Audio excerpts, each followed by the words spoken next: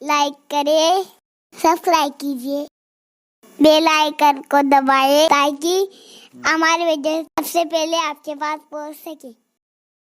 جو موبائل پر گیم کھیلتے ہیں، 3 پتی کا گیم، لوڈے کا گیم، سانپ سلی کا گیم، تاش کے پتوں کا گیم، شطرنج کا گیم گھنٹوں بیٹھ کر کے چل رہا ہے۔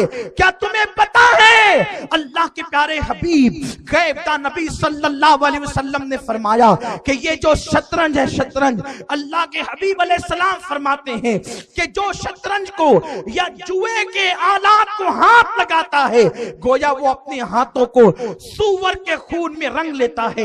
عبداللہ ابن عباس فرماتے ہیں اللہ اکبر کہ جس شخص نے یہ شطرنج کھیلا اس نے اللہ کی نافرمانی کی، اس لیے کہ شطرنج کو مجوسیوں نے ایجاد کیا ہے۔ اللہ اکبر۔ مولا کائنات شیر خدا علی مرتضی فرماتے ہیں کہ جو لوگ جوا کھیلتے ہیں، صحابہ کرام جوے کو بت پرستی کی طرح برا جانتے تھے، بت پرستی کی طرح برا جانتے تھے۔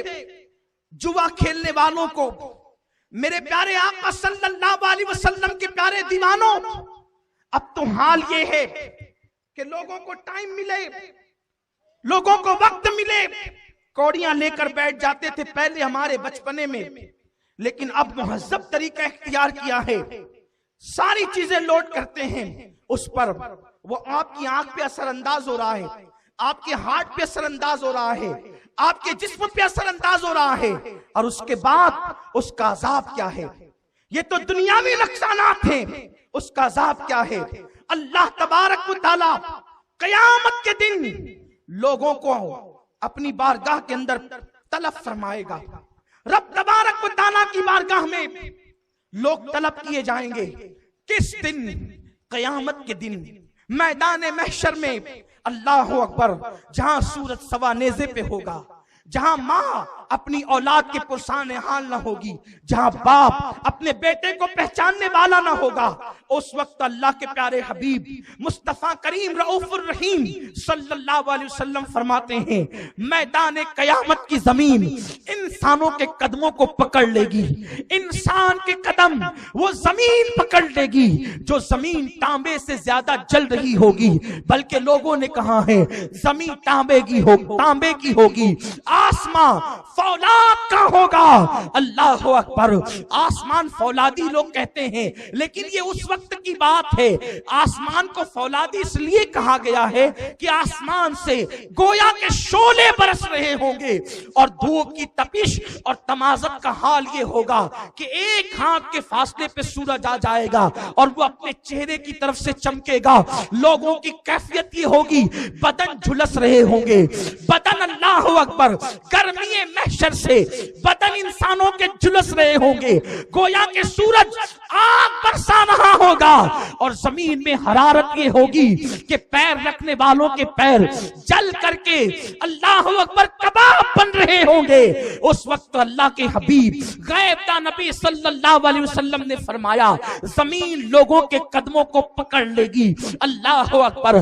گرم زمین پر انسان قدم رکھتا ہے تو جلدی سے اٹھا لیتا ہے، لیکن اے انسانوں، اے لوگوں، اپنی راتوں کو گیم کی نظر کرنے والوں، اپنی راتوں کو کھیل کی نظر کرنے والوں، اپنی راتوں کو زنا اور عیاشی کی نظر کرنے والوں، بہت دن تک یہ دنیا کی رنگریلیاں نہ ہوگی، یہ دنیا کے باغ و بہار بہت جلد سمٹنے والے ہیں، یہ دنیا سمٹ جانے والی ہے۔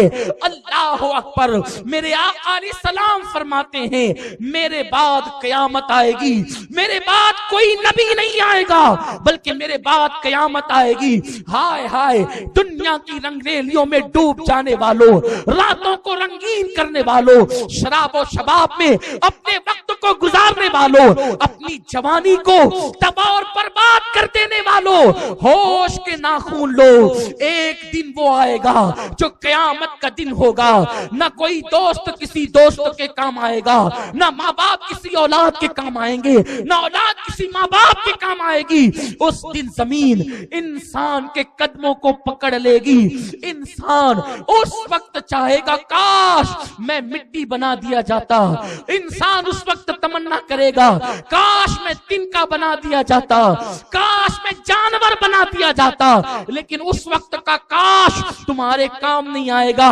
काश के आज तुम काश कहकर पलट जाओ, काश के तुम आज काश कहकर के बदल जाओ जैसा मुस्तफा जान रहमत हमें और तुम्हें देखना चाहते थे। काश हम ऐसे बन जाएं, रसूल पाक हमारी रातों को जैसी देखना चाहते थे, काश हमारी रातें ऐसी हो जाए, काश हमारे हाथों में शराब के प्याले की बजाय हमारे हाथों में तस्बीह आ जाए, काश हमारे हाथों में औरतों से मोबाइल पर गुफ्तगू करने की बजाय हमारे हाथों में मुसहफ़ कुरान आ जाए, काश किसी की आबरू रेज़ी के जज्बे की बजाय हमारे दिलों में मुस्तफा जान रहमत के दीन के लिए सब कुछ कुर्बान करने का जज्बा आ जाए।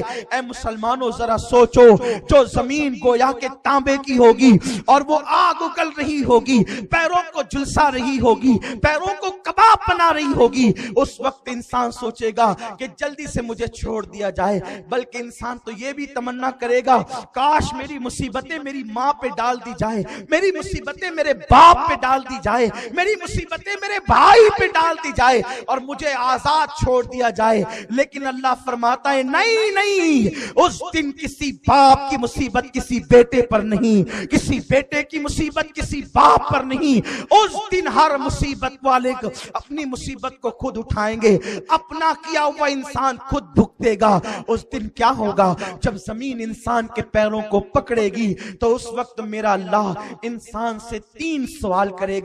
उसमें से पहला सवाल ये होगा, बता तूने अपनी जिंदगी का वक्त कहां गुजारा।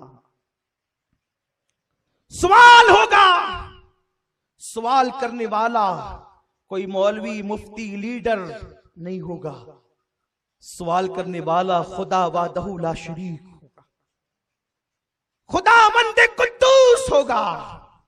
जिस दिन हजरत इब्राहीम अलैहिस्सलाम से लोग कहेंगे इब्राहीम तुम अबुल अंबिया और नबियों के बाप हो, अल्लाह के खलील हो, अल्लाह से ऐसी प्यारी प्यारी बातें आपने की है और अल्लाह ने आपसे वो प्यारी प्यारी बातें की है कि वो किसी और के हिस्से में कहा।